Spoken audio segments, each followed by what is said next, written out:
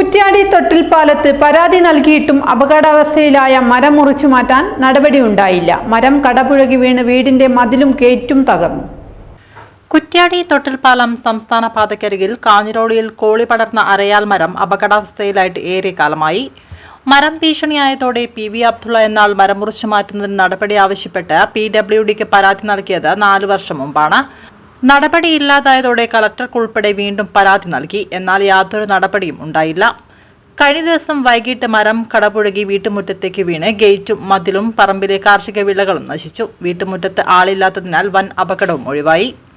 ചുവടോടെ കടപുഴകി വന്ന മരം റോഡിലേക്ക് പതിക്കാഞ്ഞതിനാലും വൻ അപകടം ഒഴിവായി. കായക്കൊടി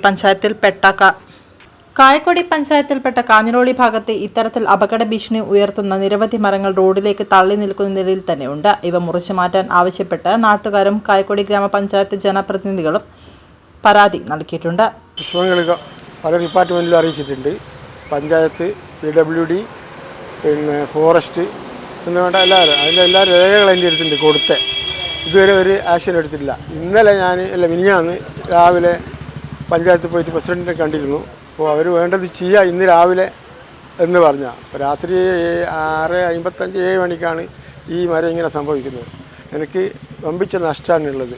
മതിൽ, ഗേറ്റ്, പിന്നെ പടുമരങ്ങൾ, തേക്ക് എന്ന് വേണ്ട അങ്ങനെയുള്ള കുറേ നഷ്ടങ്ങൾ. ഒരു 3 ലക്ഷം റുപ്യേൻ്റെ മേലെ നഷ്ടമായിട്ടുണ്ട്. അന്ന് ഞാൻ പറഞ്ഞപ്പോൾ 50 റുപ്യ 25 റുപ്യകളും ഞാൻ ലേബർക്ക് കൊടുക്കാമെന്ന് പറഞ്ഞിട്ട് അത് ആരും ചെവിക്കൊണ്ടില്ല. ബാക്കി ഗവൺമെൻറ് എടുക്കുക, അല്ലെങ്കിൽ PWD എടുക്കുക, അല്ലെങ്കിൽ ഫോറസ്റ്റ് എടുക്കുക എന്ന് പറഞ്ഞിട്ട് അവർ ഫണ്ടില്ല എന്ന് പറഞ്ഞിട്ടാണ് എന്നെ അവിടെ നിന്ന് തിരിച്ചയക്കുന്നത്. റോഡ് മേലാണ് അത് വീണതെങ്കിൽ ഗവൺമെൻറ്റിന് തീരാത്ത നഷ്ടം ഉണ്ടാവുമായിരുന്നു.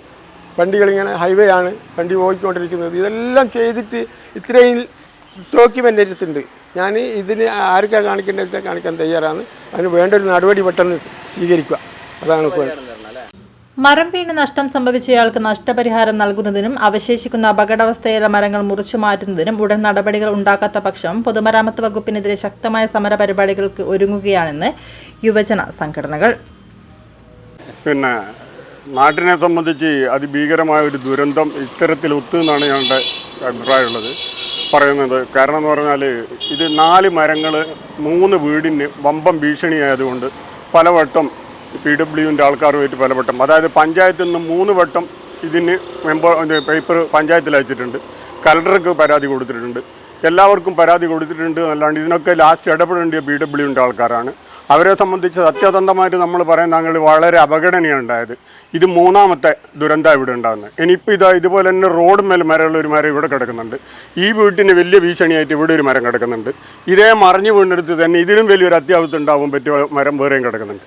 അപ്പോൾ ഇത് പ്രത്യേകിച്ച് ഭരണകർത്താക്കളുടെ ശ്രദ്ധയിൽപ്പെടി അടിയന്തരമായി ഇതിനൊരു നടപടി PWDൻ്റെ ഭാഗത്ത് ഉണ്ടാകണമെന്ന് മാത്രമാണ് എനിക്ക് പറയാനുള്ളത്.